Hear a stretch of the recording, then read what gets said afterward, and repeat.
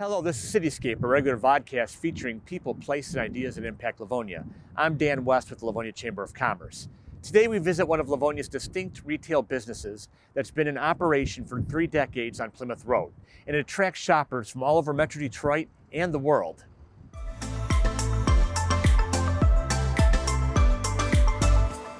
The Town Peddler craft and antique mall opened in 1993 as a new enterprise for Matt and Linda Marcarolo.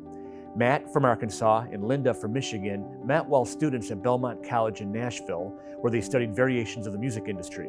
They moved to Dallas with plans for Linda to work and Matt to go to grad school, but those plans fell through. After struggling to find work in her field, Linda took a job at a craft mall. Within a year, she was managing that store. She told her brother back home that she thought a craft mall would be a welcome addition to the Detroit area. Her brother, Tommy, found the 25,000 square foot location in Livonia, and the Town Peddler was born. The store gives its customers an arts and crafts show 7 days a week with handcrafted items, vintage and repurposed antiques, and more, provided by some 400 dealers. We are joined today by the Town Peddler's founders and owners, Matt and Linda. Matt, Linda, thank you for joining us today. Thank you. Linda, go back to working in the craft mall in Dallas. What inspired you to bring something like that here to Metro Detroit? Well, I knew there was nothing here. Back in '93, there was nothing here like what I was doing in Texas. And I just thought it would make a really cool addition to where I grew up. And I wanted to come home. I didn't want to be in Texas anymore. I missed my family, as many people do. And decided that I asked Matt. I actually called him one day and I said, "Hey, do you want to move to Michigan and open a craft mall?" And he said, "Okay." True story. Yeah. So it wasn't an intense conversation about this. Well, I at that age, because we had just gotten married, we didn't have a lot to lose. So Yeah. we're like, okay, grad school can wait. Let's try this opportunity, see if it works. And I never went back to grad school. Matt, what is the key to building the inventory and to make people aware of what you're trying to do and to get the inventory that you need to make a craft mall successful? Well, I think the biggest key is finding the right dealers. We've got 375 plus dealers here at the store. And we have, over the last almost 30 years, we have really gotten a good eye, I think, for finding the right dealers. The ones that have the right product, the ones that are willing to do what it takes to focus and showcase their own stuff as well as they can. And I think that reflects in how much the public loves us. Question to either one of you. When you first came here, you got the building, but then you needed the inventory. How did you get connected? Because you weren't in the area at the time. How did you get connected to dealers to get going? So what we did was for the year between moving here and opening the store was we went to a ton of craft shows. And back then there was a ton of craft shows. And so I gathered all these names. We must have had 200-300 cards. And then we put up a small desk in the building here and put a big sign up in the window that said "Crafters Wanted." And then we invited the antique dealers as well. And it just kind of blew up. The first day we had 100 people walk through the door that wanted to move. And we knew we had something here. And then just over the years, it's just been a lot of word of mouth for the dealers, how well they've done here. And, it's because of the customer that we exist. And we have a great customer base. And we just always try to make our mix work for the customer, work for whoever is shopping. And that's our whole focus in our store. Now, obviously, you have, being based in Livonia, you have a lot of loyal Livonia customers, but how far do some of your regular customers come to visit you here? Far. We have someone that comes in, they visit from Europe like regularly, maybe once, 2-3 times a year. When they're in town, they always come here.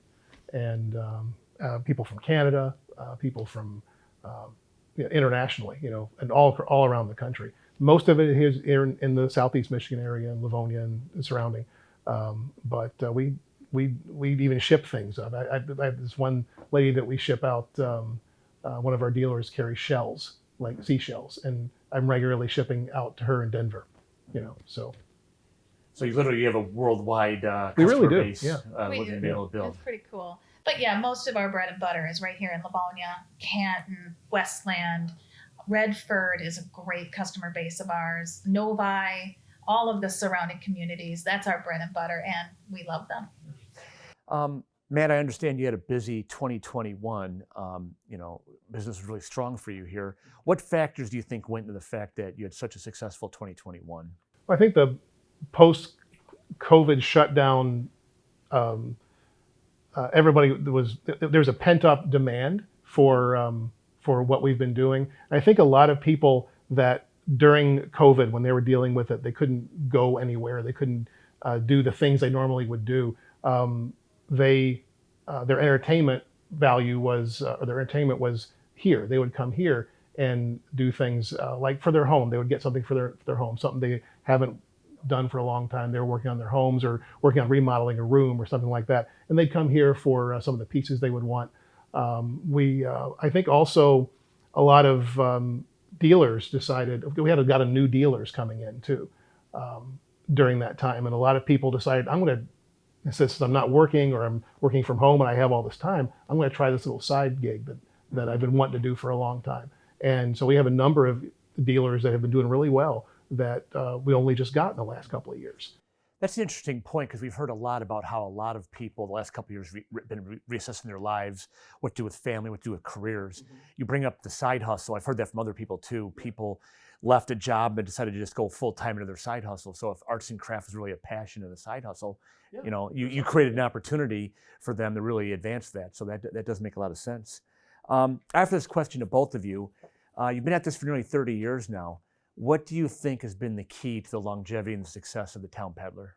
Livonia is a great location.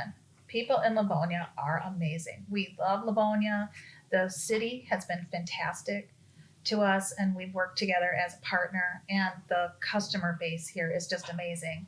It's an easy access. We have a large parking lot. And again, I'll go back. We have great dealers, and we're a destination. I like to tell a new person who starts working for me is we are entertainment. We don't have anything people need here, but it's something that people want to do. And it's a happy place. And we always try to keep a smile on our face. We hire people that smile, and we want it to be a place that people feel happy to go to. And I just think for 30 years, that really makes a difference.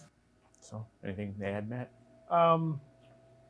No, that was it. That's actually other key too, is whatever she said. Yeah, whatever she said. So fair point.